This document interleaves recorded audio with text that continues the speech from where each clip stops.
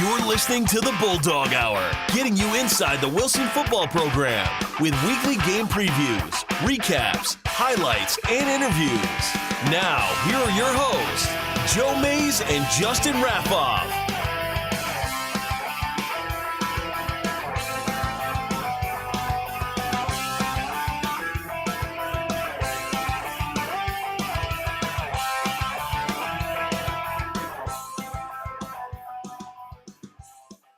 Good evening, everyone, and welcome back to the Bulldog Hour. I am one of your hosts, Joe Mays, and sitting next to me is my co-host, Justin Raffoff. Yeah, it's great to be here. It's hard to believe it's that time to start another season of the Bulldog Hour. Yeah, it really is. We're back and better than ever here at the end of February 2022. We took off for about 3 months, and we're here to say goodbye officially to the 2021 season and look ahead to 2022. Much like some of the off-season shows last year, we are not alone. We have a guest with us, and for the first time joining us is Mr. Jim Burkman from Spotlight on Berks Sports. Jim, thanks for joining us. Joe, it's both an honor and a privilege to be here. Your studio here, this is amazing. I love this. Well, thank you. I appreciate that. And I'm glad we were able to get you on the show. We've been talking now for a few years off and on. I know Justin and I really appreciate your coverage as you're able to keep us up to date on things that we're not always focused on, especially in the fall. We have the laser focus on the Wilson football team by and large, but we appreciate you filling us not just in on the Bulldogs, but all of the Berks County action. It's incredible to me that you're able to cover nearly 20 schools. In how many sports do you have to track down in a year in Berks County? Well, it's 18 BCIAA schools, and there are a total of 31 sports throughout the three sport seasons. Wow. That's a lot. That's a lot to keep track of, and it's impressive. And I know it's not just Justin and me that appreciate it. I know a variety of people appreciate your coverage. Because your mantra is what again? Every athlete matters, right? And that's what we love to hear because, Justin and I do this for the Wilson football student athletes, but we're always keeping tabs on all of the athletes in the district and beyond. And the way we're able to do that is via you. So we appreciate that. Well, I appreciate that you appreciate it. So, I think we're going to start here first with a few house cleaning things. And let's do that. Let's see if I can pull it up here. First up is our presenting sponsor is, as usual, May's Sandwich Shop. Appreciate their support continuing for us. Belated happy anniversary to the Sandwich Shop. Yes, thank you. Appreciate it. And in addition to them, we have a few other sponsors that have joined with us over the last year.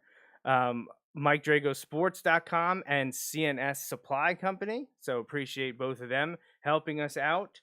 And a few individuals. A new one hopped aboard recently, the Hop family. I see what you did there. So, and then individuals, Bill Mays, Andy Herr, who saw a good basketball game and your old stomping grounds the other night. Jealous. Oh man. And Marty Palm, and then of course our three anonymous donors. Appreciate everyone taking the time to support us in whatever way possible. There are multiple ways you can do that. In addition to the sponsorships, advertising, or the in-kind donations, you can visit the website, bulldoghour.com. And, of course, Justin's favorite. Yeah, like and share. If you like what you see on the show or hear on the show, spread the word. You can either do that online or also just tell people about it. We have lots of people come up to us, again, at the games in the fall and kind of, tell us, oh, we like this, or, you should talk about this or that. Like, we love hearing that stuff, and have as many of those discussions as you like. Absolutely. This is our season 8 premiere. This is our season 8 premiere, and we usually do this bi-monthly in the off season. So we'll be back again in about 2 months, the week after Easter, Sunday the 24th of April. Same time, same place. We'll be back for our spring update. Have no idea what'll be on the docket that night. But, we'll be talking Wilson football in some capacity. I know last year we had with Paul Roberts, we talked in an episode you weren't able to be here. We talked about our all-time Wilson quarterbacks, and I know people were antsy for us to cover other positions. So, I mean, we might have to do a running back or wide receiver group. I feel like Paul's really good at throwing out those all-time lists and getting everybody all riled up. Like that's. So, and speaking of getting people riled up, I'm gonna get Justin riled up here because I'm gonna put up the 2020 awards and all-star list to let people, like I said, put a bow on the 2021 season. But I'm gonna make Justin talk about this list here because I'm being told that I don't have Jim's mic hooked up properly, so I'm gonna adjust that while Justin has to vamp. So excuse me. Yeah, no problem. So as we look at it, Joey pulled up the awards. You see a number of big-time awards there. John Ramsey collected All-State Offensive Guard. He was LL Outstanding Lineman of the Year, right? And First Team All-LL. So big-time awards there. You see Jaden was First Team All-LL running back. And, his brother Cam also collected a bunch of awards. You have some of the other linemen like Jack Durning is there. Freshman Brady Klein at tight end was able to jump in, but TJ Flight, who came on strong, had a really strong year for the Bulldogs. Just kind of keep going. Another guy, and we heard this name over and over from the coaches from the beginning of the year, Dominic Memo, and everybody talked about how he was maybe the quickest kid on the team and on that defensive line, he causing havoc all year. Eli Rodriguez, his kind of his partner there on the defensive line, Gavin Leonard, Josh Drake, Brad Hoffman, and Ben Rada. Ben really coming through with the kicking game, including in some of the playoff games, like that Central York game, having some big kicks down the stretch was really cool. So first, I want to apologize to Jim. I messed up the mic. It's a newer mic, and I, of course, had it connected. It's in the mixer, but, it'd help if I turned it on.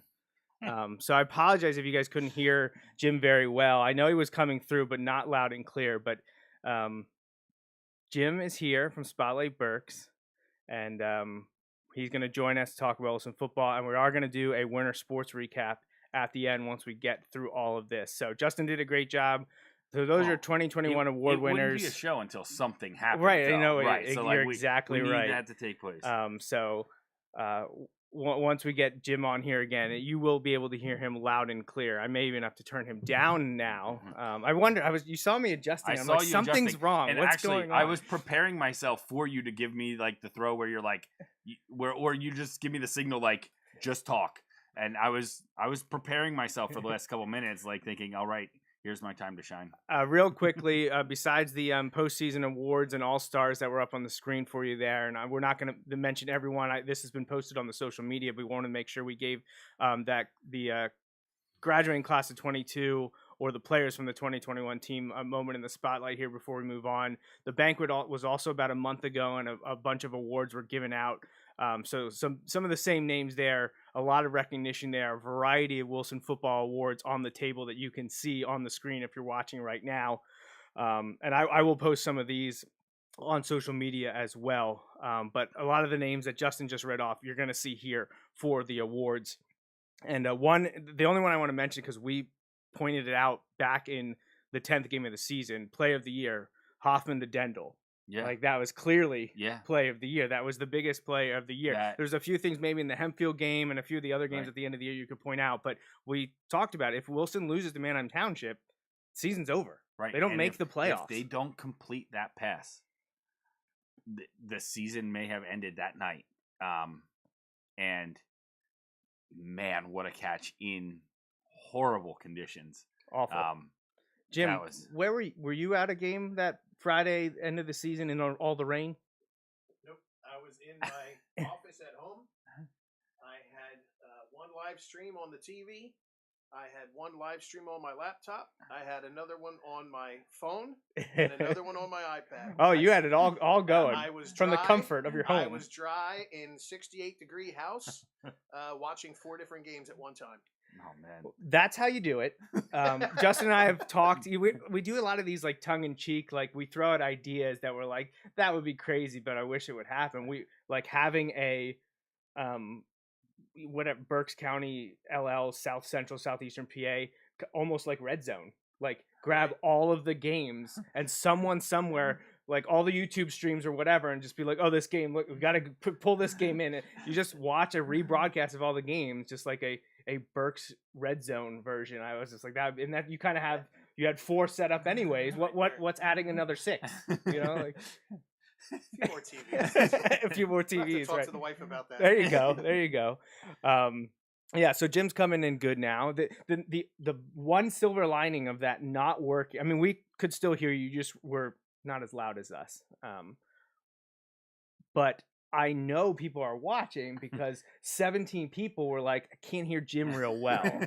But that's all good because I know people are watching. And people that know me know that they can usually. So I apologize for that again. Last thing here before we dive into our conversation about the 2022 season is current players.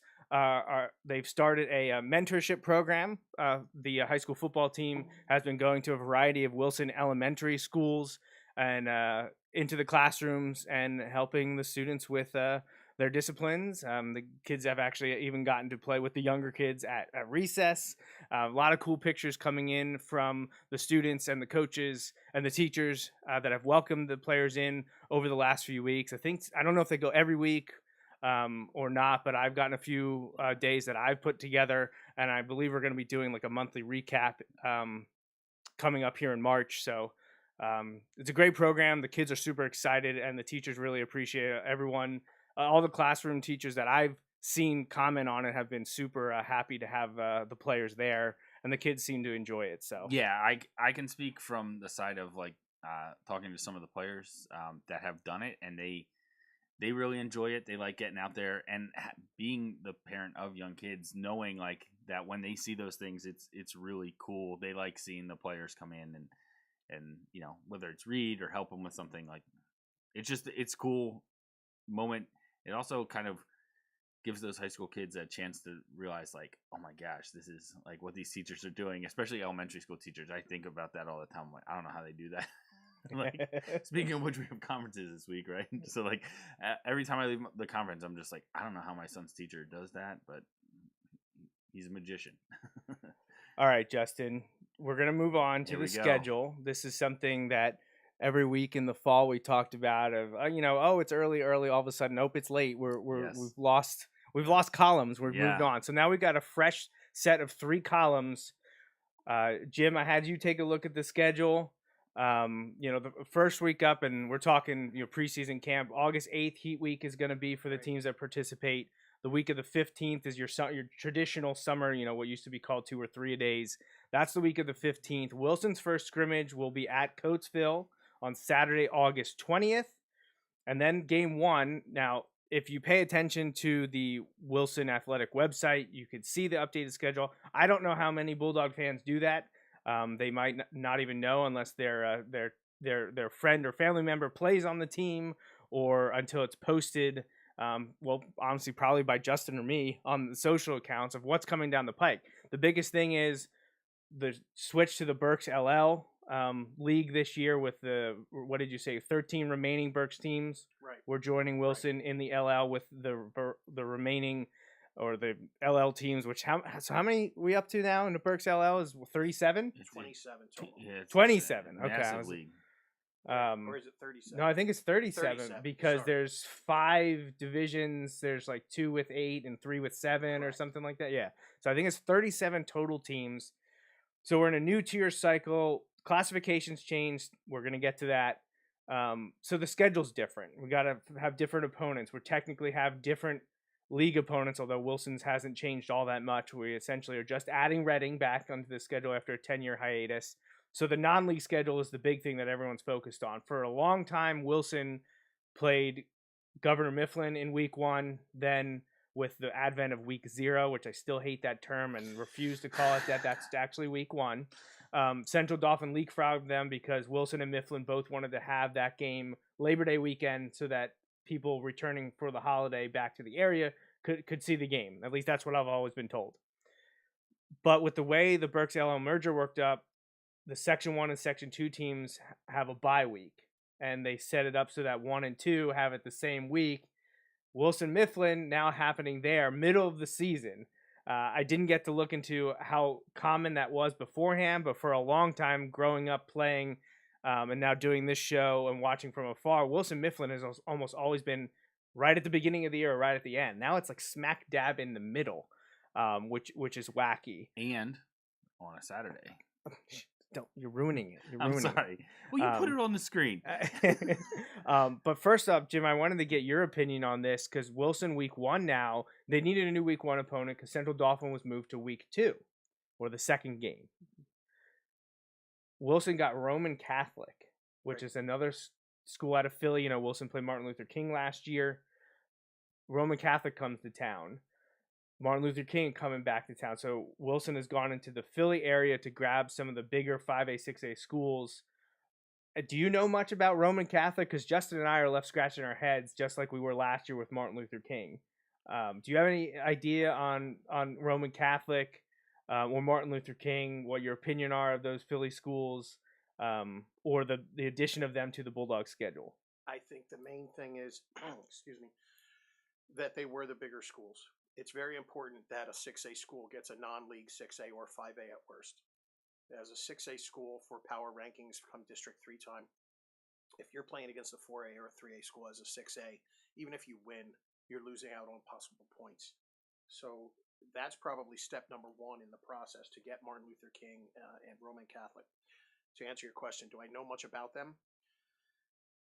Traditionally, they're basketball schools. And that's what I know more about them. Being a Reading High grad myself, I remember seeing Roman Catholic play on the Geigo floor basketball a lot.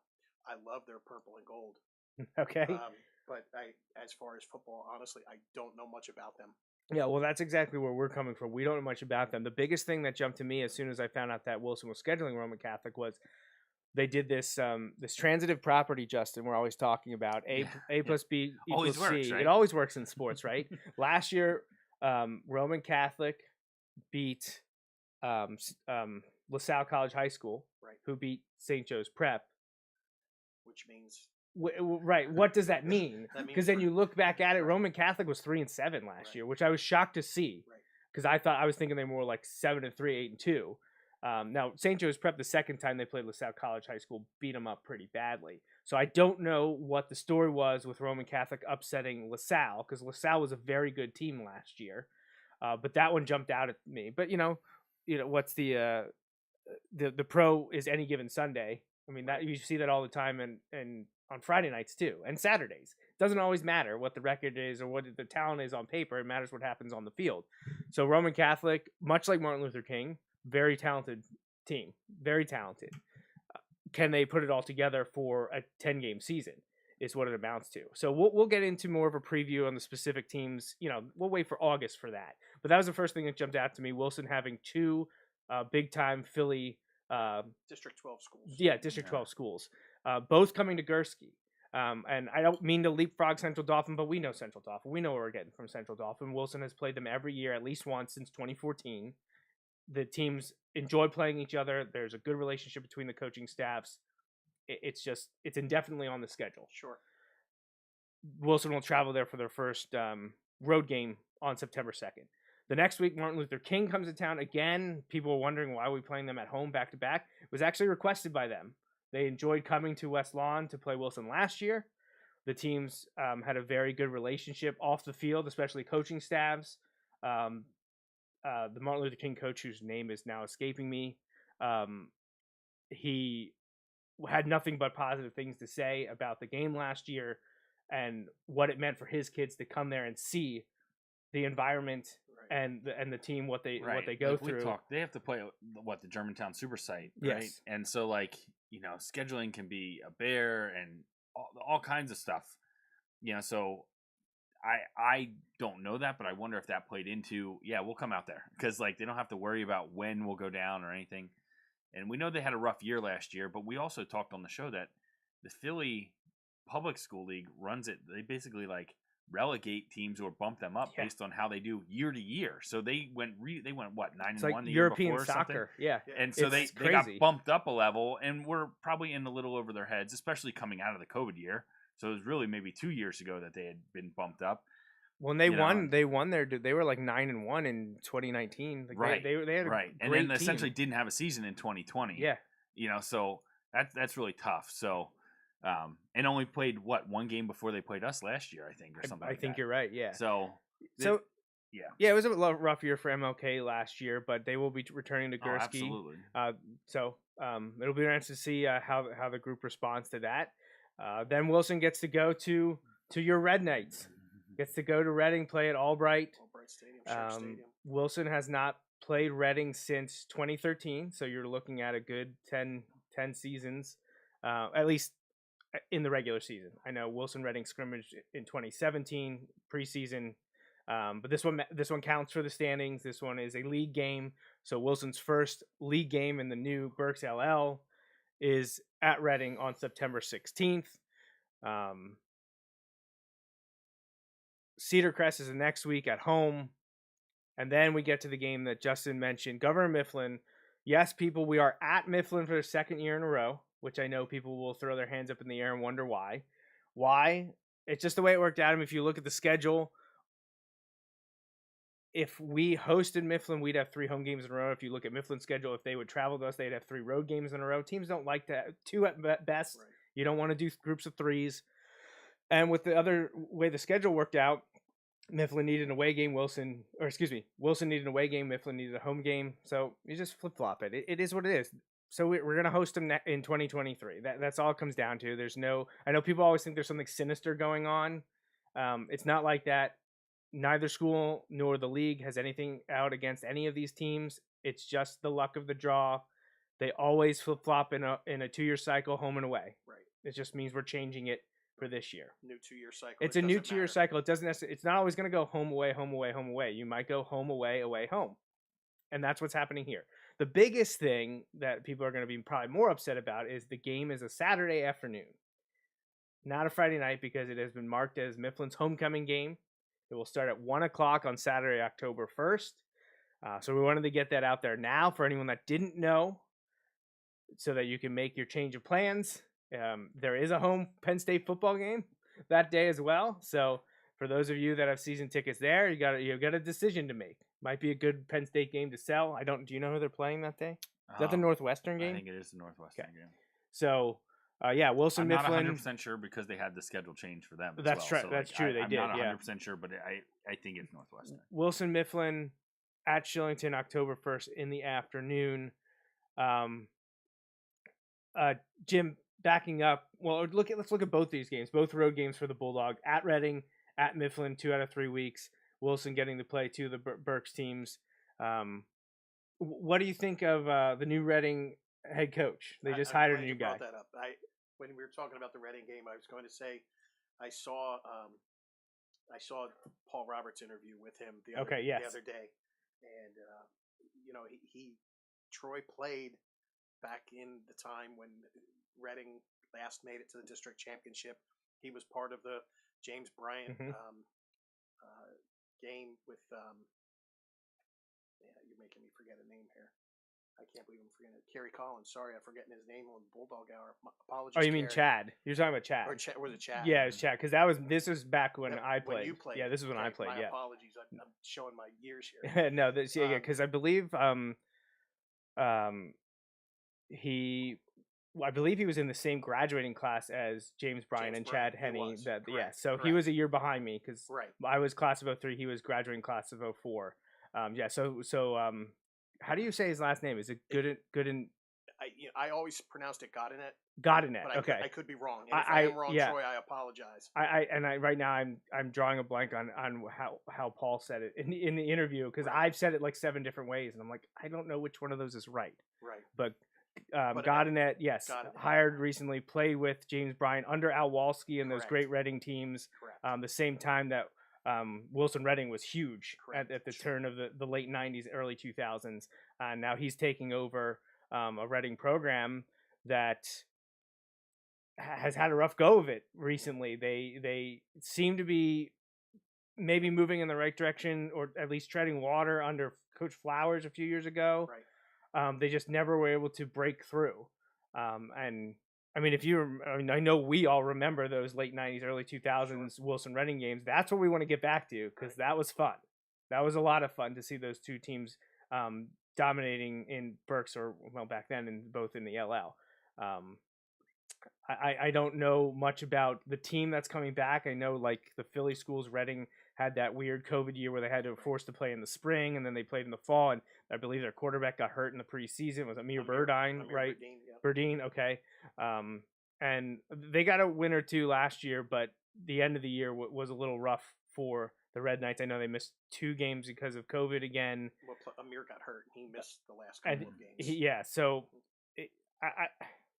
I like when teams are good. Like, you don't want to see teams floundering. Right. So I'm excited to see someone that loves the program to be in charge again. I'm excited for Troy. That in the interview that Paul had with him, he was very excited. He talked well of joining the LL League. He talked well of reuniting the Reading Wilson games. Mm-hmm. And for Troy's first Berks LL game to be against Wilson, I think is ironic. At Albright too, he gets it at home at Shirk Stadium. You know, I'm excited to see that game. I think it will be fun to start the new Berks LL League with a Wilson Reading game. Now, I don't know if you know. I can pull it up too. Do you know offhand some of Reading's non-leagues opponents before they play Wilson? Do you know who they're playing? I was trying to think if they were still doing the City Series where they play McCaskey or William Penn. I'm trying to remember who they played this past year. Just thinking, what kind of tune-up games do they have leading into that Wilson game? Because they'll have 3 games before Wilson Reading happens on September 16th. But yeah, I mean, I'm really excited. I know it'll take a few years for him to get everything involved. It's nice that was already on staff. Right. So he's not just coming in and starting from scratch. He already knows the players. He already knows the workout regimen. He knows what he wants changed, what he wants to stay the same. So he's starting from a spot of familiarity, which should be a huge boon for them this year. It'll help in the present and long term. I wish him nothing but the best. But did you find their non-league? I'm looking for it. I have their skits from last year. Let's see if I can find next year's. Yeah, we talk about this we talk about it a lot in the years past with McCaskey. We want, you know, we remember the days when McCaskey was so good. Sure. And thinking of Reading, like, we think about when we were in school, and Reading was so good and really, honestly, took it to Wilson a couple times. That, man, it would be great for them to get back towards that. You know, even if it's not that level, just get some positive momentum there. And yeah, best of luck to Troy. You know, like, and a guy who has so much invested in the program, you really hope he has as good a shot as anybody to get it done. That program, all of Reading, is his heart and soul. He's born and raised in the city. He can relate to the kids. So yeah, Joey, I have week 1, Reading plays at CD East.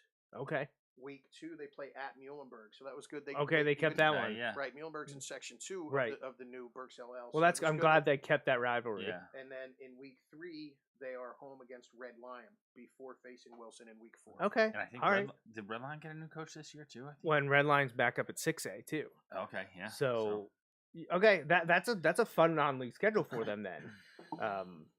To start out with a CD East has been one of the surprisingly better teams over the last well, now we're all closing in on almost a decade now that they've been really strong and have beat Central Dauphin a few times. Who upset CD East? Yeah, in the playoffs. Didn't they get upset in the first round? Central York? No. I'm trying to think. No, who was it Hempfield? Yeah, I think it was Hempfield. Yeah, because then Hempfield lost to Harrisburg the next week. Yeah. But CD East that'll be a good test for them for Reading. And then Muhlenberg, everyone knows about the Reading Muhlenberg rivalry, so I'm really glad that they kept that. I was wondering if that was going to stay on, like Wilson Mifflin has stayed on the schedule since Mifflin left the LL back in the mid 2000s. Not much. I don't have much at this time to say about Cedar Crest. That game's at Gursky Stadium the 23rd. We talked about Mifflin's the first. Mifflin's an interesting one just because they've gotten the best of Wilson 2 years in a row in dominating fashion. Obviously, they don't have Nick Singleton anymore, but they had quite the core coming back. They have a lot of good players remaining.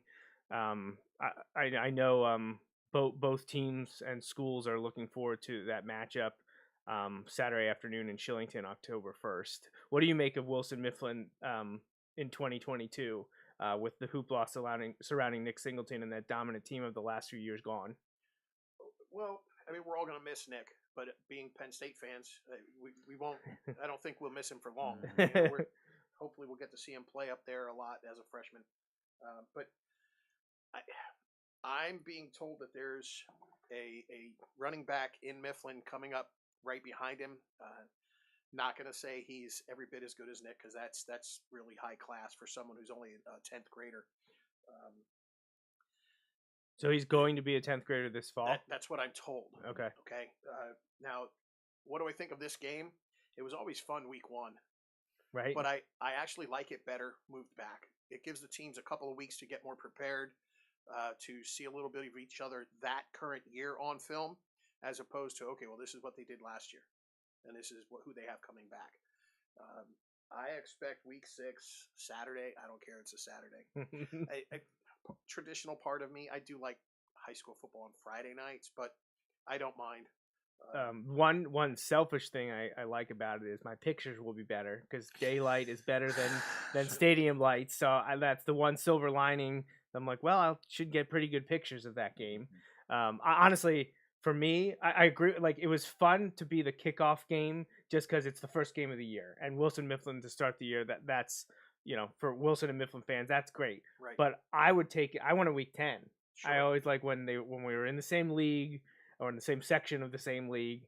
I liked it. The rivalry week. Week 10 is supposed to be the rivalry week. So I wish Wilson Mifflin was week 10. I don't know if that'll ever be possible now with the Berks LL and maybe section changes. If Mifflin ever bumps up into section 1, if they change alignments, whatever, it could happen eventually. It's not going to these next 2 years, but I do agree. I kind of like it. I think the coaching staffs would agree too. You kind of will know what your team is now when the game's played. And when it was the first or second game, you were still trying to figure yourselves out. And some teams are better at stopping some things than others. Some teams get a lot better as the season progresses. So I actually do prefer that it's middle of the year versus week 1 or week 2. And I think some of the coaches would say the same.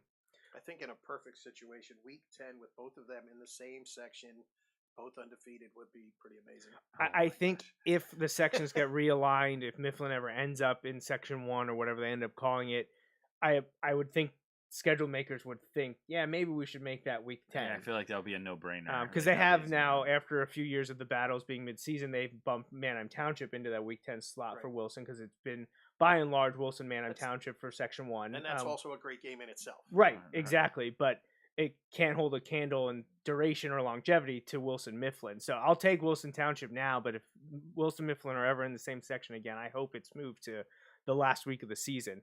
Hempfield comes to Gursky October 7th. That was a great game last year, a lot of fun. That was kind of the start of Wilson's.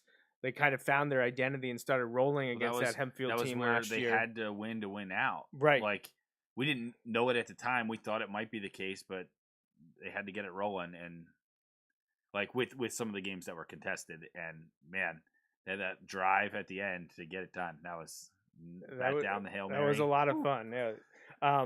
Then Wilson is going back to Penn Manor, which I know is music to Justin's ears. Yeah, it is. I missed it last year. He missed the trip to Millersville and and didn't get to eat at the Sugar Bowl with me. So going back to Penn Manor 2 years in a row, that'll be October 14th.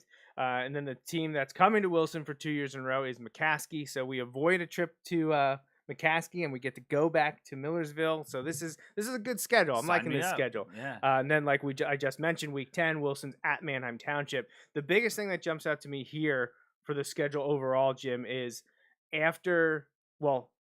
from the Roman Catholic game 1, August 26th, through the Hempfield game, October 7th, Wilson only leaves Berks County once to go to Central Dauphin. So Wilson is home or in Berks County for every game except Central Dauphin September 2nd, all the way until they go to Penn Manor on October 14th. Now, 2023 is not going to be fun Right. as you flip-flop all of these, but I'll take advantage of that as someone who has to travel ourselves to the game. That's Sure. a problem for future Joey and Justin. Right. We'll get through 2022 before we worry about 2023. This year you can save your gas money. That's right. Yeah, that's exactly how it's going to work out. We'll walk and into Mifflin. appreciate that. Saturday afternoon, we'll just walk. We'll just take some signs. Yeah. We'll just get people to honk at us while we're walking down 724. We'll make a whole thing about it. I have playoff information and dates on there, but we're not worried about that right now. We got a lot of other topics I want to cover, and we're already running short on time. That's the way it always happens. So first off, just a brief, quick overview of the classification parameters that came out from the PIAA. It was supposed to be in December. They changed that to early January. They finally brought out the new classifications. For these classifications, you're looking at the total male enrollment, I believe, currently at the school at the time of submission in grades 9th, 10th, and 11th.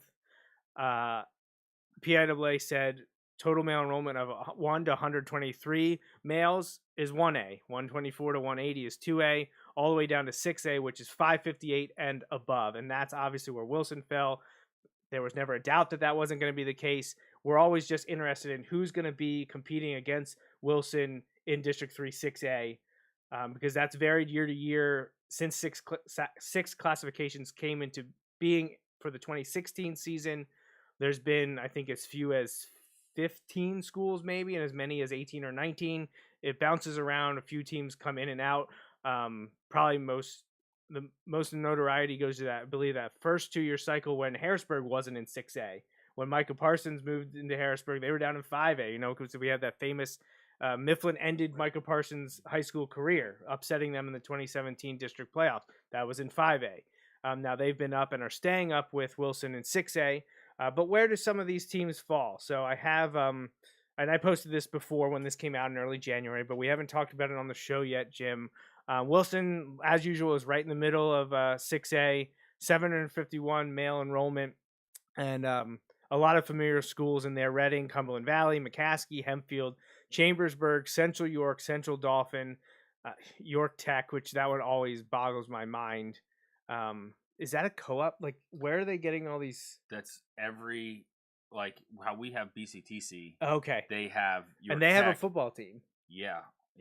I mean, I know they do. Right, right. That's just like rhetorical because Right. they don't ever win any games. Right. It feels it's rough to have them up in 6A. Well, I know what a few years ago when you were calculating out some of the power ranking stuff, they didn't even factor in because they didn't even play any like common opponents right. They or something don't like play. That. Like, their power rating doesn't matter because they don't play any other teams in 6A. Right.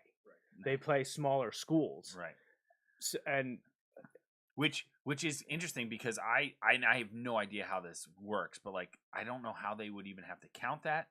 But then, are some of those kids, are they forced to play for them, or are they playing for their home? Like, yeah, I don't know. Well, that's I don't know, but like that's when you said it was like BCTC. I'm like, well, shouldn't those enrollment figures count for the home? Like, see, I don't know. Yeah, right. I don't get into that. But York Tech is there just below Wilson in terms of male enrollment. Dallastown, Manheim Township, and there's Harrisburg, Penn Manor, CD East, Carlisle, and then you get into the ones that have been in the past on the border. Are they going to be 6A or are they going to be 5A? Lebanon back up in 6A. Sorry, Cedars. Cedar Crest. They were in 6A, I believe, this past 2-year cycle, but before that they were down because they had dropped down into Section 2 of the Lancaster-Lebanon League in the past. Cedar Crest was 5A for a bit. And Red Lion, 2 years in 5A, now back up in 6A. So 6A has actually grown versus what we had seen in the previous 2A cycle. More teams competing for the same amount of spots. There are 8 playoff spots, but those are the teams that that Wilson and Reading will be competing against to make the District 3 6A field. And I did bring up some other notable Berks LL teams in terms of enrollment numbers, just for people out there who want to know about the Berks LL teams. We talked about, could Governor Mifflin make it to 6A? Because 2 years ago they missed out by just one male in the 9th, 10th, and 11th from being 6A. They weren't as close this year. They were down at 523, so they didn't make the 6A cut. They're in 5A with Conestoga Valley, Warwick, Exeter, Muhlenberg, and Cocalico are the biggest, most notable teams there in 5A. Cocalico was 4A And last Yeah, year. Cocalico They moved up to 5A. up. So that's a big one, Jim. 5A in terms of the new Berks LL, pretty stiff competition because you have those teams, but also a few teams that are in the 4A in terms of districts could also be playing some of these teams in the new Berks LL section alignments. Section 4. Section 4 is the big one. Yeah, that's a beast. Who's in Section 4? Why I'm missing Berks Catholic, Conrick Weiser. We can just stop there. But then when you add the LL teams in, you have Cocalico, Lampeter, Strasburg, Donegal, Octorara. All 7 of them were in the District 3 field last year in their respective classifications. And then Elko is the 8th team in that in Section 4. I half feel bad for Elko. Yes, They very were, much they so. were 2-8 last year. I don't know. Maybe they'll have a great team this year. Who knows? But you're talking the other 7 teams were Wyomissing was 10-0, Lampeter 9-1. You know, Donegal was 7-2, Conrad Weiser 7-3. Octorara had 8 wins. Section 4 is just a beast this year. That will be fun to watch. Oh, absolutely. I know we talked about they did the sections by classifications. I just really wish they would have taken into account some of the current history, the trends of some of these teams. I think they could have made a few changes. I know this was very lively conversations when this was happening first. Did they even want to do the merger? Then when they came to it, how are we going to align the sections? I think there are different ways they could have done it. I think there are better ways they could have done it, but we'll see what happens because you get Section 4 is a beast. That is a crazy section to have to run through. If a team makes it through that undefeated, Right. they should probably be favored for the district too. You would think if you go through that gauntlet. Yeah, it'll be interesting to see for sure. But in 4A, in terms of classifications, PIAA classifications, Manheim Central is the big one. They dropped down. They are right on the border. Very similar to Mifflin 2 years ago. Manheim Central, 382 male enrollment. That was the cutoff. Yeah, I for think, 4A. Yeah, they are the biggest 4A school, because you can't get bigger and be 4A. So joining them in 4A and other Berks LL teams, Daniel Boone, Lampeter Strasburg has been having a heck of a run the last few years in the LL. Fleetwood, Twin Valley, who I believe is dropping down from 5A. Right. Boone, Twin Valley, and Fleetwood all dropped down from 5 to 4. And Conrad Weiser will be in 4A as well, and you mentioned them in the section race. In 3A, playing at their appropriate classification will be Berks Catholic. They had been choosing the last few cycles to play up, Right. but they're going to sit down at 3A now, play Hamburg, Kutztown, Schuylkill Valley, Lancaster Catholic, and I have a star on the screen here.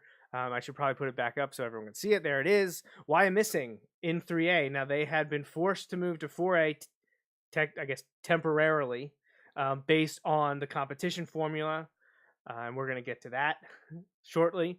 But they are staying in 3A. They won their appeal. They are going to play where enrollment says they should be playing, which means they could get to play Berks Catholic in the playoffs for districts like we got to do, was that 5 years ago where they played like 2 or 3 years in a row in the regular season and then in district playoffs, which as an outsider is a lot of fun. I know there's some people on either side that maybe don't like it, but for Berks football, I think it's great. Right, we'll just get our popcorn ready. Yeah, I just get to sit there and watch. We don't have to get into taking sides. It's just it's good football, backyard brawl. Like it's fun. It's fun. I got both mini helmets sitting there right in front of you, Jim. They're so right, I see it. they're right there in the front, right there with another one of Wilson's opponent and another one just because I'm a Penn State guy, so throwing the little Lions there as well. So that was 3A Berks Catholic down to Wyomissing. I didn't have the enrollment number for Wyomissing because it didn't list it in the. I have it. You have it? It is 201, I believe it was. 201. So actually, I have them right where they need to be, just under Lancaster Catholic and some of these notable teams. So, and then just for Mr. Raffoff here sitting next to me, notable Berks LL teams in 2A or 1A. I have to mention Columbia, old stomping grounds, Crimson Roll Tide. Yeah. Getting a new coach though. Yeah, and a lot of turnover. A lot of losing Robert Footman. That's a big loss for the Crimson Tide. I believe, and who helped someone set a receiving record, a state receiving record in the district in the playoff district game. playoff, which they ended up losing. Right, But 350 some yards receiving in Crazy. one game. crazy. Robert Footman is on his way to Millersville, yeah. So good for him. Yeah, that's great. Awesome. Their coach did depart for one of the York schools, though. So Yeah. Columbia's still searching for a head coach. But Justin and I, we're gonna get to a Roll Tide game one of these years. Yeah, our game in York ended so early. We thought we might be able to get. We were gonna try to go 56-40 something. Like we're like we could might get there we before the could game stop ends. there. Hey, we are playing a Saturday game this year. Where's Columbia Oh, playing that now Friday now night? You're just messing with me. The You're eyes messing got with me. real big there. Yeah, I'm gonna be looking that up. Well, I mean, if the Columbia game isn't interesting or isn't close or something, I'm always dying to get to a Wyomissing game. I know they play home games Saturdays, but if there's a road game in Berks or LL, that would be fun to go to. Yeah. We could maybe see Wyomissing play. It would be cool to kind on of a like Friday pick a night. game, like a big game to go to that night. I don't know. I haven't not looked at the other schedules, but it would be cool to pick one. Then. All right, so that's PIAA parameters and classifications. Briefly talk about the competition formula because it came up in Berks County here because of Wyomissing. Their success going to the state championship game 2 years in a row, coupled with a not even full handful of supposed transfers as the PIAA dictates it or determines it, they were being told they were moving up to 4A. They, along with a few other teams that were being told that, appealed. Most notably was Aliquippa. Both of them won their appeals, which was I think unheard of. was rare. Right. Yeah, it's not something that happens that often. I say that, but I know Southern Columbia won. I don't know if it was an actual appeal, but I know like 2 years ago, I think, or something, they were supposed to get pushed up, but like that there was something wrong that like they had counted a transfer, or the PIAA was counting a transfer that wasn't a transfer, and they were able to prove that it wasn't. Something happened, and so that pushed them under. But like, yeah, we go from Aliquippa, who's voluntarily playing up, is going to get pushed up to 5A as like essentially a single A or 2A school. 117 kids. Right. Come on. And so I feel like they got it right. And I don't know the details of like what Wyomissing laid out. But like again, based on the things that I had heard and stuff, like I feel like they got it right in that one too. Like I like the idea of the competition or the success factors, but I like when they if you're going to have the appeal process, like to never grant an appeal, or what's the point of the right, process? It kind of reminds me of like when the NFL was like, oh yeah, you can challenge pass interference, but we're never going to overturn it. Well, thanks, that means nothing. So great, that's just lip service. Right. So I appreciate the attempt made at the competition formula. I think for some things it's worked, for other things it hasn't quite worked. I think what you're seeing is the need for, in terms of like Aliquippa and like Clareton and some of these teams that have just like domination that were electively playing up already. I don't know that you should keep forcing them to move up. Right. It's like, especially when you're talking about a 1A team, you're eventually going to put them in 5 or 6A when they have 117 male enrollment playing against schools. Aliquippa was saying if they would have played, they were already in 4A. They were already playing against a team that had almost as many kids on their football team, I think 90 plus, that then they have in their entire school. Right. So there's things that can be added, and could we see changes be made? Was these multiple appeals signaling that maybe the PIAA will reevaluate the competition formula? I think something can be added that caps how high a team can go based on enrollment. Like, if 1A team can't be forced to play any higher than 3A, Right. it's too, like a 4A team maxes out at 6A. There's nothing higher. I think 4A to 6A is fine. It's where you get in the 1A to 4A where it starts to get almost dangerous. Right. And maybe parts of the PIAA were like, yeah, that makes sense. So we could see some changes there. I don't know the inside process. I can only go by what was written about the Wyomissing situation, where they had obviously the success on the field that we saw in mostly dominating fashion the last 2 years, just couldn't get over the Central Valley hump. Now Central Valley playing up because of that same competition formula. Wyomissing appealed it because they had 3 transfers plus the success bumped them up. But the PIAA listened to what they said about those 3 supposed transfers, and they took them at their word, or they took the evidence that Wyomissing presented and were like, yeah, that probably doesn't make sense. And that's the way the appeal process should work. I want them to get it right. Right. Because, I know people from Wyomissing. I talked to them about this, and everything they told me, I was like, this doesn't make any sense. Sure. And that's how I want it to be applied to every team. It needs to make sense. I want there to be an even playing field. The classifications mostly get that right. But to me, it made a lot of sense from both Aliquippa and Wyomissing to say, hold on. And I'm glad the PIAA listened. And that's what I want to see out of it.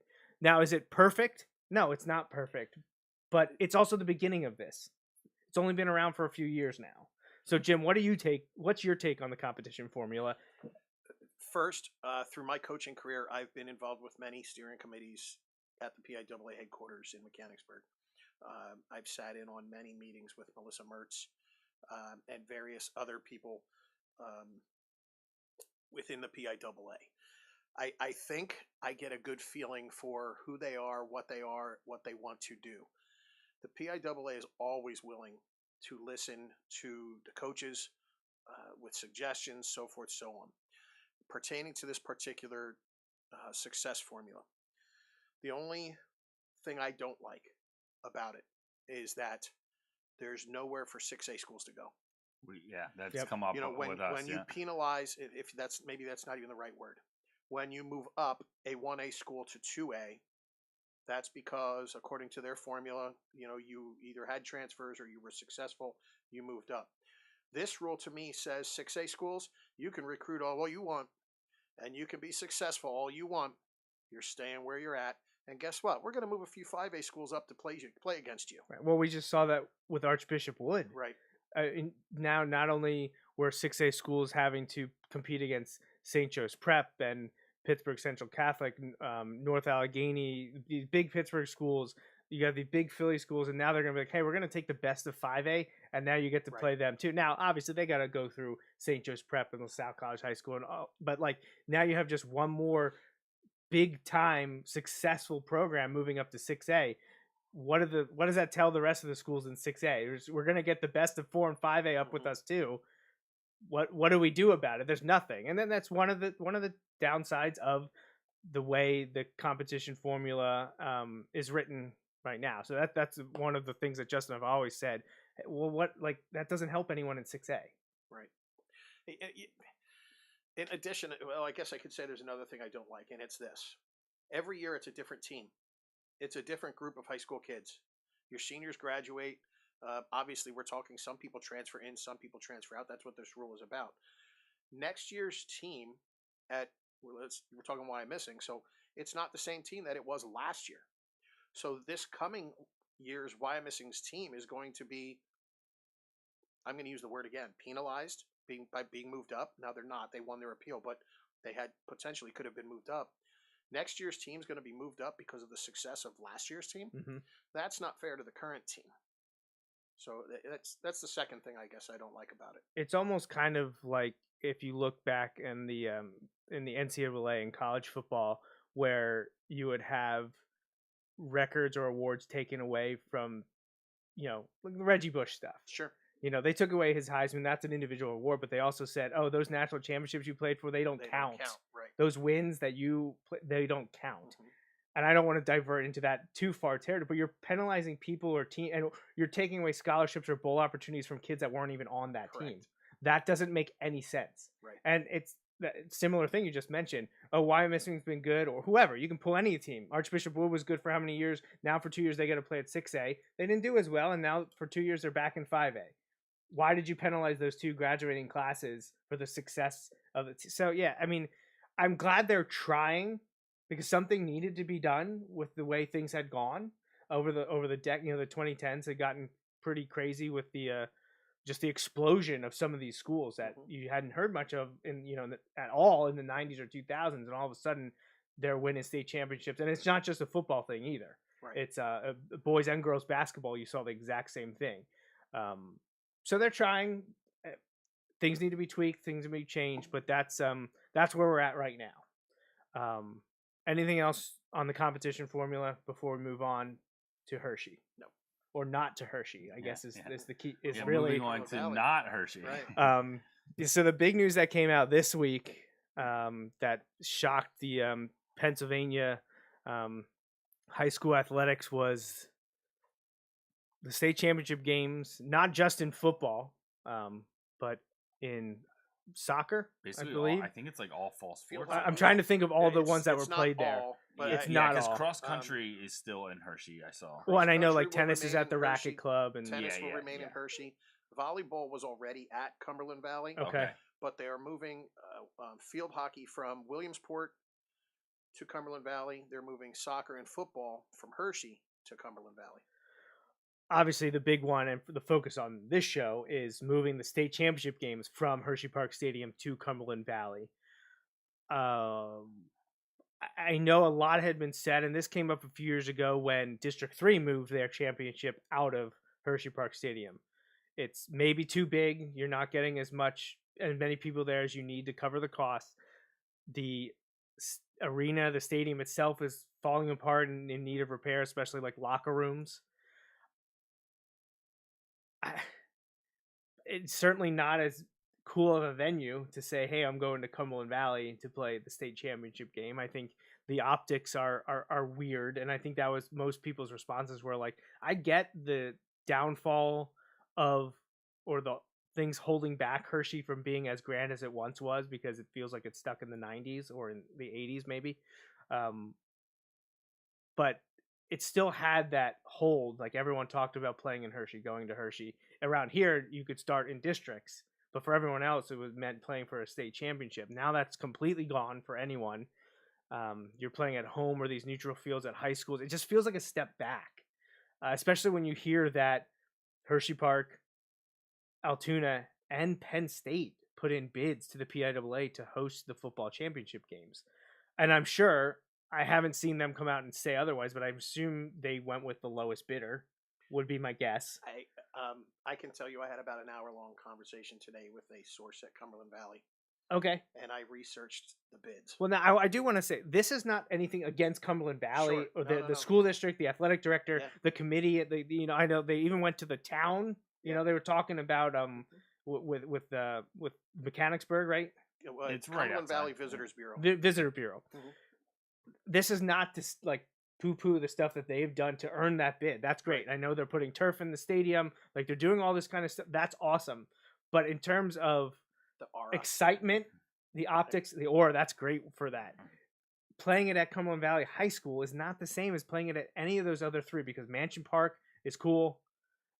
Everyone enjoyed Hershey Park Stadium, and Beaver playing the PIAA championships back at Beaver Stadium because it's been there before. A long time ago now.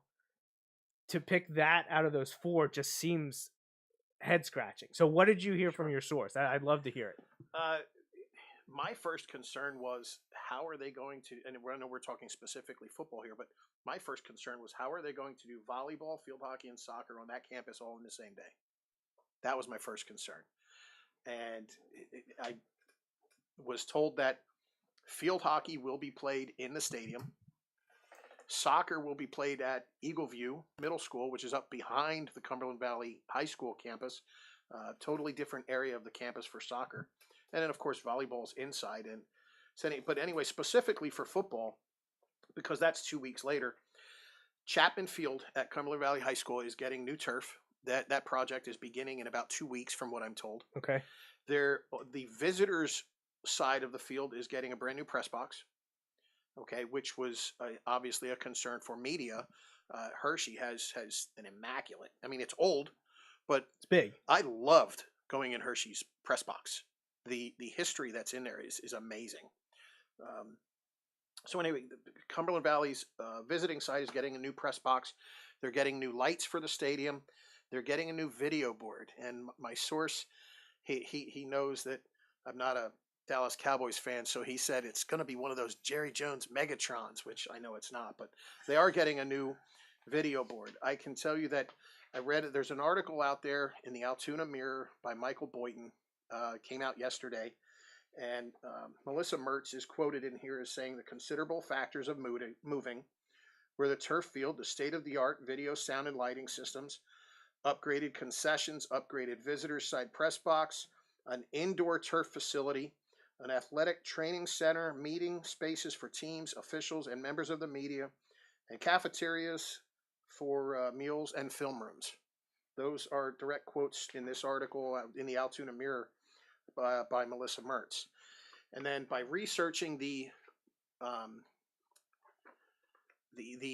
quotes, the request for proposals, what they call the RFPs, Penn State wanted $40,000 per game. Whoa. Okay. I understand the exclusions so there. That's $240,000. Now, the Happy Valley, again, this is in the article by Michael Boynton from the Altoona. Good. I'm glad you found this because I didn't get to look for it. I was hoping that it would come out like what the other proposals This just came out yesterday. Okay. Penn State's proposal of $40,000 per game, $240,000 total, didn't include the Happy Valley Adventure Bureau was going to sponsor $100,000 of it. So PIAA would not exceed $140,000. Is that anywhere near the ballpark of the other ones, though? You ready for this one? Oh, boy. Altoona's bid was for free. Oh. Okay. All right. So I have heard that this is just what I heard. The locker room situation isn't great at Altoona. Now, correct. That's the same at Hershey. Right. Hershey's locker rooms are awful. Exactly. Now, I don't know that any one thing is going to be what does it, but man, for free. Whew. I get it. Cumberland Valley's bid came in at for all the games. This is not just football. This is everything. This was specifically football. Specifically football. Okay. Cumberland Valley's bid was $10,630 total, but the Cumberland Area Economic Development Corporation was going to pay $8,000 of it. So Altoona's free offer. In the end, the fee to Cumberland Valley is only going to be $2,630. Not even $3,000. Right. And everything at Cumberland Valley is almost brand new. Brand new. So I agree with you. The aura isn't Hershey Park. But I remember was just 2 years ago where the district championships were played on the home field of the higher seed. Well, they were this year. And this we year played too, at Harrisburg. Yep. Yeah. And what's better, winning on your home field or winning at Hershey? I don't know. It depends on which kid you talk to. I just is Hershey really that good? Is it? It's not. It's not about the locker rooms though. It's about playing at the bigger stadium. It's about playing where so many teams before you had played.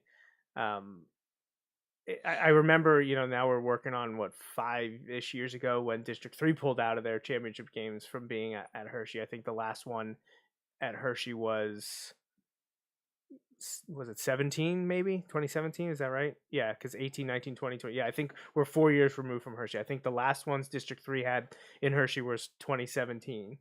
I just said, I understand all the drawbacks. Everyone says, oh, Hershey Park Stadium needs a bunch of upgrades. The locker rooms are I get all that. It still felt different. It felt special. And in the end, if you're going to say, well, would you rather play at Hershey or not play at, no, of course everyone wants to play in the game, whether it's at your home stadium, at another high school stadium, at a neutral high school stadium, everyone's going to choose to play in the game. But I don't think they're equal. I don't think playing at your stadium, the opponent's stadium, a neutral high school stadium is the same thing as playing at Hershey Park, Altoona, or Penn State. Right.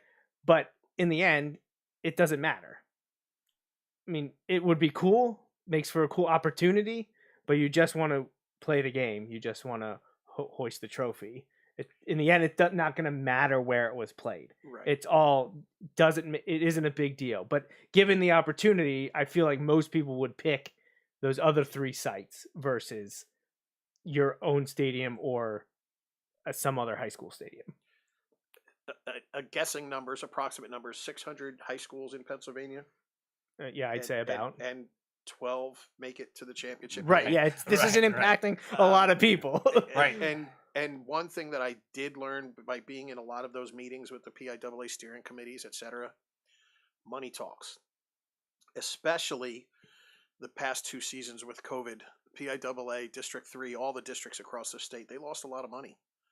And if this is their one way, at least for the next 4 years, to recoup some money, this article that I read here also says that James Franklin was very much in favor of getting states the championship games at Beaver Stadium, and he's disappointed that it's not. But they're going to have to figure out a way to bring down the price. Game, yeah, you're going to have to figure out a way to bring down the price. And that can also be one of those things where it's also tough, when you look, and it was expected, but, the numbers just came out that the losses that Penn State took in 2020, as every athletic department across the country did, were like 30 to 50 million or something like that.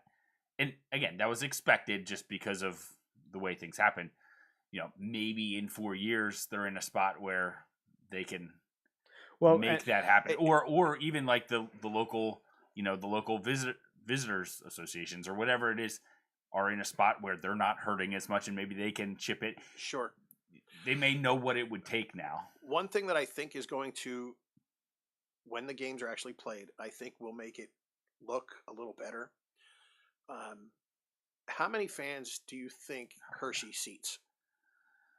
Do you know? Any guess? I don't know. I was going to say 8 to 10 would be my guess. Is it way more than that? I think it would be like 14 to 15. I think it is more towards the 15 side. Right. From what I'm told, the 6A championship game this year they only sold 6,000. Right. Okay. Hershey Park Stadium is 15,641. Great guess. So I was at half. My capacity guess was half. And when even the 6A game, the biggest game of the 6, is only selling 6,000 tickets. Right. You're only putting your seating at 40% capacity. Cumberland Valley seats 8,000, 8,100 max. That stadium's going to look it's going to packed. Yeah, and to me that's going to really cool. Atmosphere is going to be a lot better. I think you'll hear the fans cheering a lot better. I think I'm also a typical Berks County guy. Sometimes change to me isn't always a good thing. Mm-hmm. But in this situation, I've been to Cumberland Valley's campus many, many, many times. And to all you football players out there that have a dream of playing in a state championship game, go with the flow. I don't think you'll be disappointed if your team gets to play at Cumberland Valley. No, and for transparency, I haven't been back to Cumberland Valley since the fall of 2000. So that was the last time I was on their campus. It's so much different. So much different. Well, and more is coming, as you said, absolutely. From the article and why they were given that. So essentially, PIAA is only forking over about $3,000 for the 6 football championships, which, like you said, and maybe this is just a 4-year stopover, because those upgrades that are happening at Cumberland Valley aren't just for the PIAA championships. That's for the betterment of their school district and community. That'll last if they don't keep it 4 years from now, if it moves on. If Hershey Park or Mansion Park upgrade their facilities and have good pitches, or if Penn State finds someone to bring that cost down for the PIAA. I feel like, with no knowledge, that if Penn State was like, it won't cost you anything, PIAA would be foolish not to take them up on it. If someone would come along and whatever it costs to winterize the facility and all the changes that they need to make, that Penn State doesn't lose money, I'm sure James Franklin and staff sees it as part of a recruiting tool too, to be like, hey, you can play as a high school player in this stadium. I think it might even go more than the money, though. As the article says, one of the things from Melissa Mertz says, and Bob Lombardo says it as well in the article, playing on turf is a huge factor in this as well. Because you don't have to worry about the weather. To avoid 6 games on grass over 3 days is also a big thing. Whitfield plays their games out at Pittsburgh Stadium, Heinz Field. Yep. And I've seen pictures after the last game of those. That which is usually beat. The 6A game too, correct. Isn't it? And those fields are beat. Yeah. And Heinz is already usually known as one of the worst surfaces. Right. Even though it's grass, it's trash Well, a lot of the years. If anyone can figure it out, Penn State has an amazing turfgrass science program. Oh, they sure do. So I hope another 4 years they can figure it out, because selfishly, I want to see.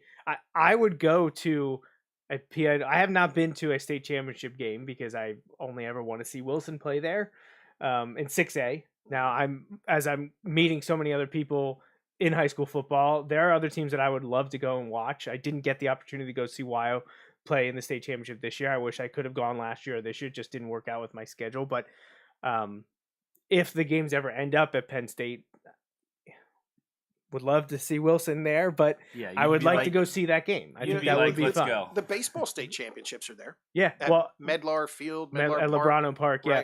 Right. Wilson's had a very good baseball team the last few years. I was already set up. I was like, if Wilson makes a state championship game and plays there, I am going to that game. Unfortunately, they fell a few games short the last 2 seasons that were played, but that's a great. I saw many State College Spikes games there when I was a student at Penn State. It's a great facility. A lot of great places out there for high school sports to be played. But football championships for the next 4 seasons will be played at Cumberland Valley, as well as many other sports. And to wrap things up here, Jim, we do want to talk about the rest of your site. You know, you're not just a football site. That's kind of the point of your site, is that we want to talk about everything related to student athletes and their events in Berks County. And we have a little bit of a winter sports recap here. Now, I know a few things off the top of my head. I have a slide up here of the ones that I could go off of or look at on the BCIAA website. Our boys basketball champion this year was Reading High. They defeated Berks Catholic. In girls basketball, Mifflin got the better of our Wilson Bulldogs. Those games were played in back-to-back at Santander. That's always cool to have those games there. Another, a fun opportunity for the student athletes to participate in. So boys and girls basketball was Reading and Mifflin. Boys and girls bowling, Wilson won back-to-back titles of the boys bowling team championship. They defeated Exeter. Girls bowling, we just saw Daniel Boone beat Mifflin. And wrestling team champion. And let's give a shout out to Daniel Boone. That was their first ever girls bowling championship. Well, awesome. congratulations to the Blazers. I think actually Mifflin was the team to beat too. Mifflin was the high roller most of the season, weren't they? They were. However, when Boone and Mifflin had their regular season matchup, Boone did beat them in one of the 3 games. So, based on averages, yes, Mifflin was the team to beat, but Boone was not to be denied in that match. And the wrestling team championship, Wilson defeated Berks Catholic. So now I know there's a bunch of other sports we want to talk about, but of those 5, Jim, I know like bowling has individual championships as well. Do you have information on the individuals? Sure. In the boys, the Berks County individual champion was Josh Bauer of Antietam, and the girls individual champion was Andrea Addis of. I'm sorry, Josh Bauer. I said Antietam. Get that right. Josh Bauer's Antietam. And Andrea Addis was the girls' champion from Governor Mifflin. Okay. And they just had districts yesterday. Ethan Reimert from Exeter was the boys' district champion as well. Yeah, so congratulations to those are Berks County student athletes for their successes. Now, I know we don't have to get into all the wrestling individual champions because there's so many of them. Same thing with swimming, sure. But they can all be found on your website, which is spotlightonberksports.com. But you have other team championships we want to mention. Sure. You go ahead. You start where you're ready to start at. Rifle, cheerleading, swimming. The rifle. It's actually the LL League that Governor Mifflin and Wilson participate in. And a quick shout out to James Gossert of Governor Mifflin. He ended up with the high average for the course of the league. 10 shots, 10 points per shot, 100 points. He averaged 99.5. That's pretty sick. Whoa. Yeah. That's impressive. Yeah.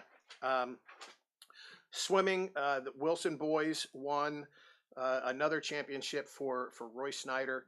They won the Central Penn League 27 of the last 29 years. Roy Snyder sits at, and put this on your calendar, Roy Snyder sits at 599 career wins ending this season. So hopefully we'll get to celebrate number 600 with Roy next year. Girls, Wilson won that as well. This is the 29th out of the last 31 years that Wilson girls won the championship. And then a quick shout out to Safia El-Kiadi, Yes. who won the Yeah, girls yeah, diving districts yesterday. Yes, excellent. She did a great job.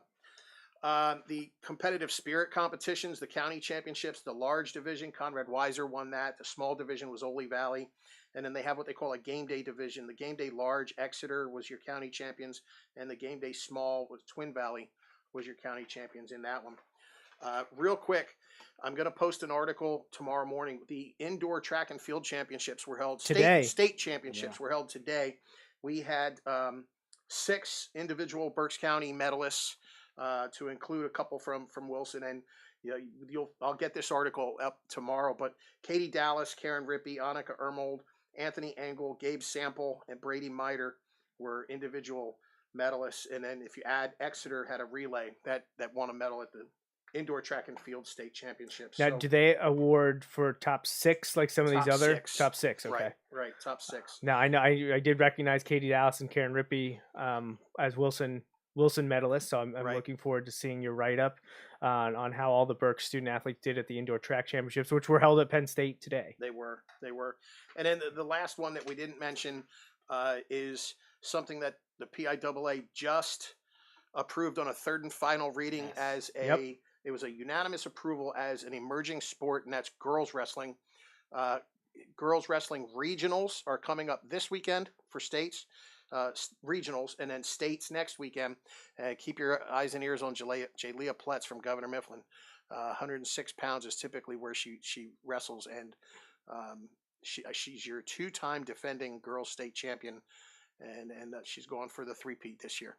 That's awesome. And Mifflin was the first school in the county to adopt a girls wrestling. Do they have individual girls wrestling program, or they do? There are a few now. Brandywine Heights, Governor Mifflin, Berks Catholic, Exeter, just to name 4. Now I know there are other schools that have some girls that wrestle on their boys team, but they haven't technically started a girls team. There are girls from Schuylkill Valley. There are girls from Wyomissing. And I'm sorry if I'm missing any of the other schools, but there are girls from several of the schools. But as far as I know, Brandywine Heights, Governor Mifflin, Exeter, and Berks Catholic are the only 4 schools that have actually approved a girls program at this point. Okay. Yeah, I did see that notification this week that the PIAA was ready to add girls wrestling. So what do you know what it means to designate it as an emerging, just that it's as an emerging sport? Yeah. Large number of schools that are quickly adopting the programs. Okay. To start a state-sanctioned tournament, they have to have at least 100 schools. Okay. Which is why we have some experience in the background in water polo, bowling.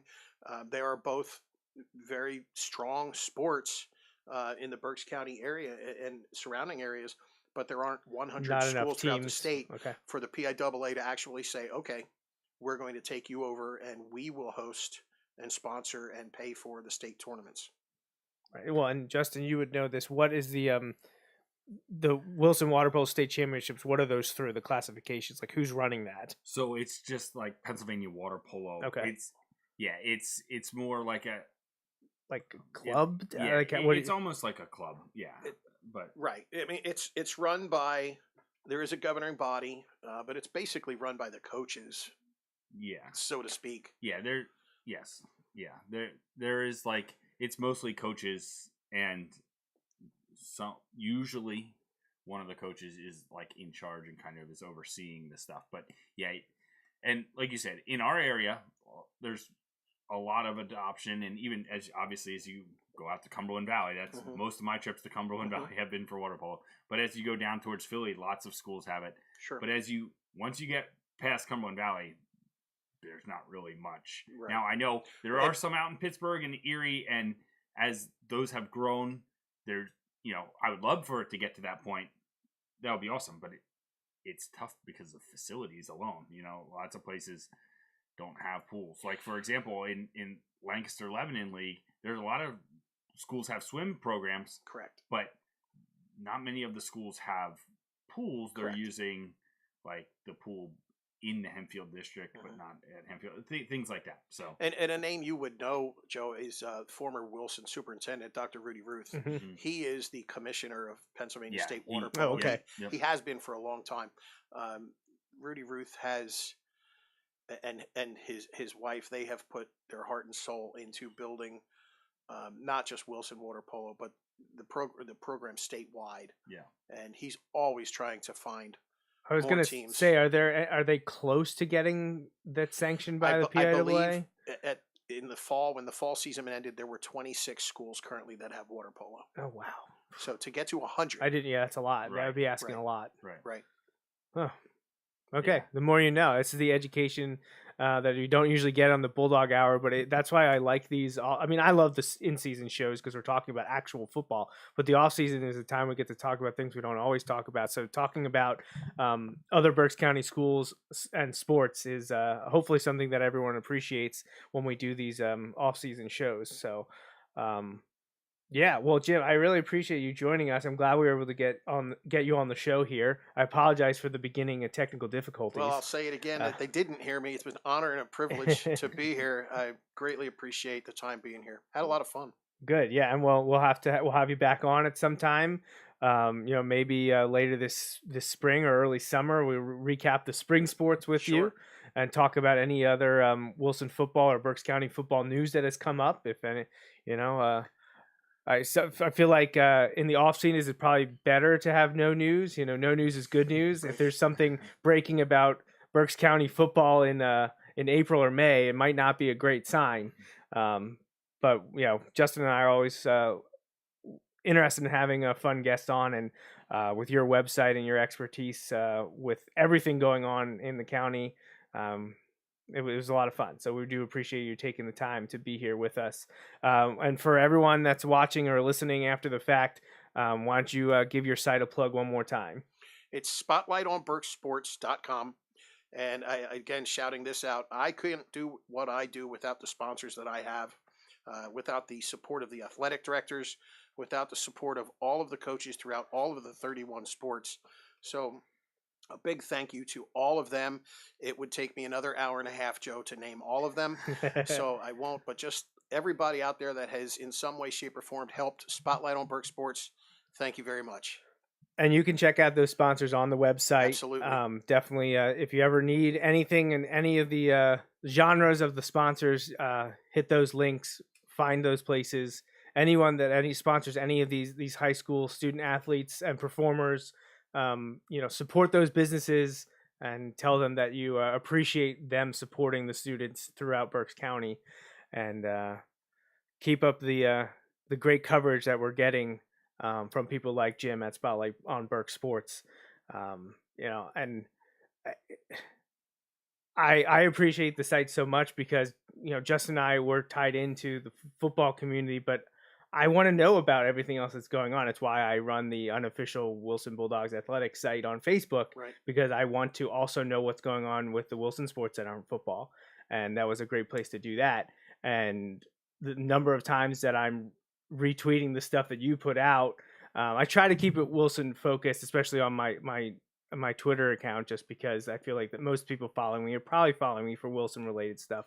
So anytime you're posting, all the stuff, swimming and diving and the bowling recently, anytime that I would see you mention anything, I always make sure to get that news out there because I want everyone to see what all the students are up to in at Wilson and beyond. So really do appreciate the Spotlight on Berks Sports.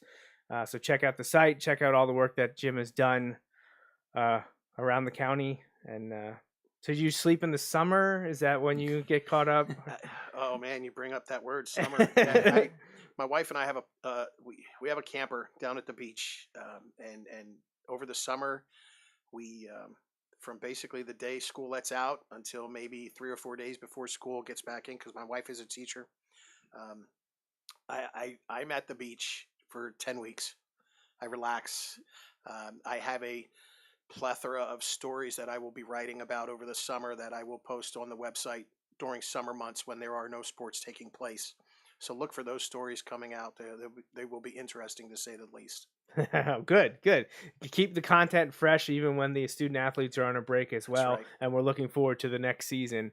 But by then we'll be deep into football talk. Justin and I, we start our weekly Bulldog Hour in August, but we'll have at least 2 more shows before then to keep people up with the program before things get into prime territory for the season to start anew. But I think that's it here for the season 8 premiere of the Bulldog Hour. I can't believe we're at season 8 already, Justin. That's crazy. I feel like we just started this in 2015, but here we are heading towards the fall 2022 season, and it's shaping up to be another good one. Looking forward to it. As we said at the top of the show, we'll be back for episode 8-2 at the end of April. So if you have got any topics you'd like us to cover, any information or news, send it our way. Visit bulldoghour.com. Follow us on our social media, any Wilson Bulldogs football or Bulldog Hour accounts, Facebook, Twitter, Instagram. We got Joe Mays and JRAF on Twitch, and we're everywhere. You can find us, YouTube. Just track us down, give us a like and follow, subscribe, and we'll be back with more Wilson football news in about 2 months. So once again, thanks to Jim Burkman. For my co-host, Justin Raffoff, I'm Joe Mays. And until next time, remember, go Bulldogs. Thanks for listening to this week's episode of the Bulldog Hour. Want more Wilson football? Follow the show on Facebook, Twitter, and Instagram. Subscribe to the podcast on iTunes and SoundCloud, or visit www.bulldoghour.com. The Bulldog Hour is a featured program on jmnjrradio.com.